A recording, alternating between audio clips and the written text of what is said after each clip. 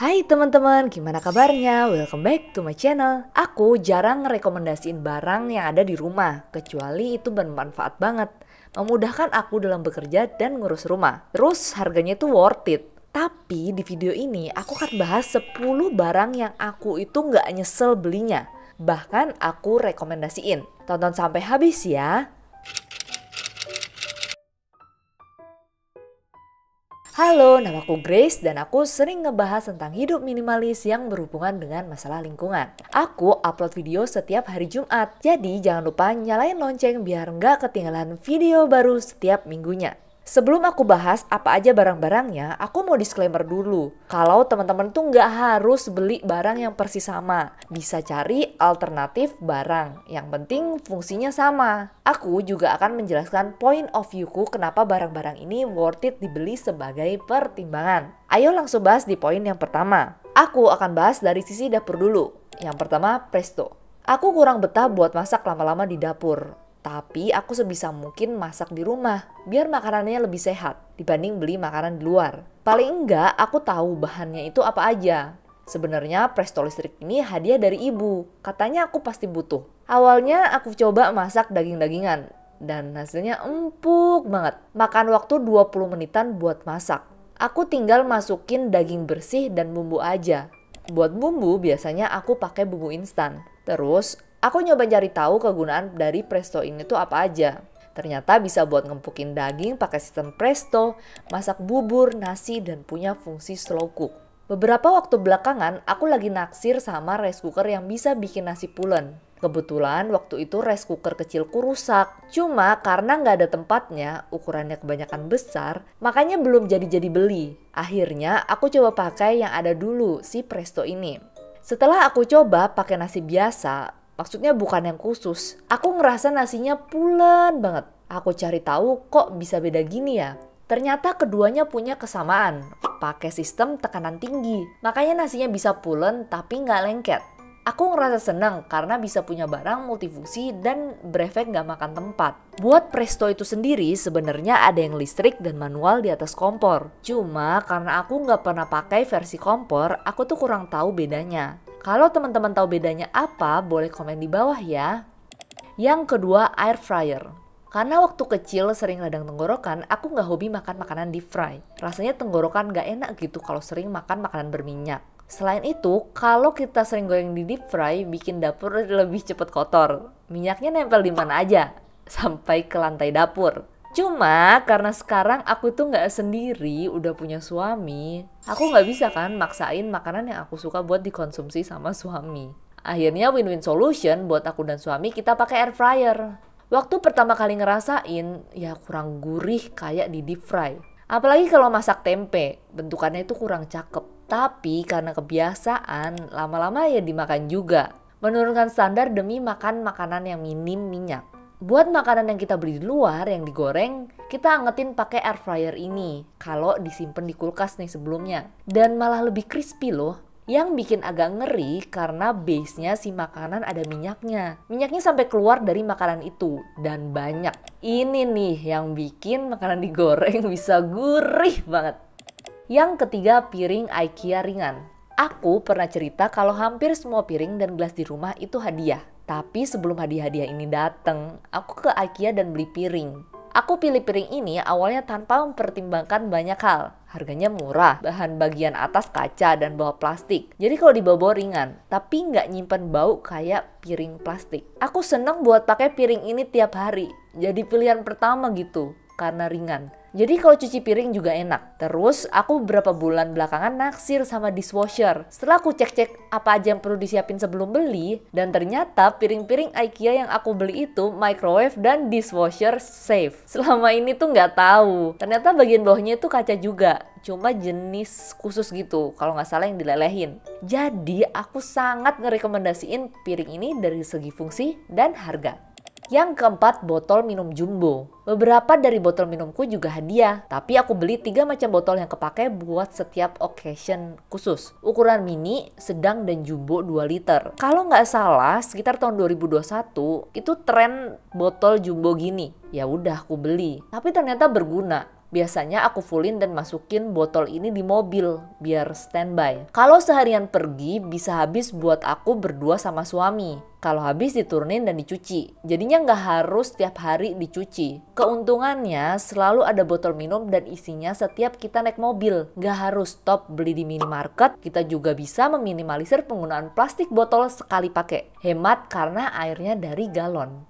Yang kelima, tas bio. Aku inget beli tas ini tuh di tahun 2018. Ceritanya baru kerja dan pengen punya tas yang proper gitu buat kenikahan orang yang kecil dan long lasting. Terus aku nemu brand Indonesia bernama Bio ini. Cobalah aku ke salah satu mall yang jual tas ini dan aku suka. Karena modelnya klasik, dipakai tahun berapapun nggak akan kelihatan kuno menurut aku. Ini emang berbahan plastik, tapi senengnya awet dan mudah dibersihin. Gak ada perawatan khusus harus digimana-gimanain kayak leather. Dan ternyata warna hitamnya tetap shining walaupun udah berumur 5 tahun. Dibanding brand lain, khususnya brand luar, unik aja gitu pakai bio. Gak ada tulisan brandnya yang besar dan chic. Tahun 2023 pun masih oke banget dipakai. Bahkan aku harap tas ini bisa tahan sampai puluhan tahun.